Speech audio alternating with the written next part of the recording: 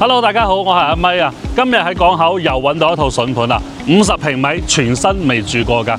咁係保利嘅物業啦，大裝修，景觀無遮擋啊，只要26萬咋。咁我哋而家即刻睇個小區嘅配套環境，跟住上去睇間屋 ，Go！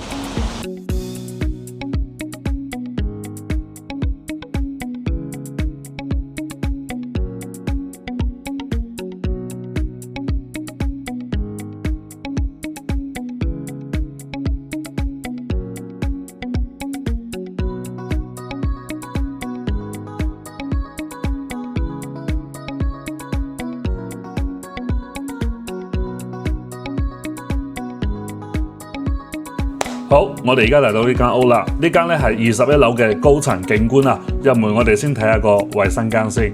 未住過人嘅衛生間咧就係乾淨啊，啱晒中意乾淨嘅你啦。咁佢做埋乾濕分離添。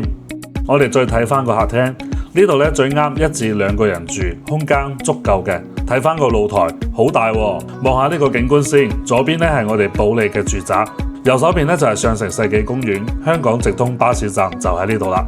正前方呢棟大廈咧就係藝美酒店，呢度買翻張床、梳化、電視、衣櫃，完全搞掂晒。好啦，呢間屋我哋已經睇完㗎啦。咁呢層樓而家係一個空置緊嘅狀態。呢度租金1個月可以租到1500蚊到㗎。咁如果你攞嚟投資咧，出租係非常之唔錯嘅選擇。如果係自住，當然都冇問題啦。咁如果你對呢層樓有興趣嘅話，聯繫我哋睇樓啦。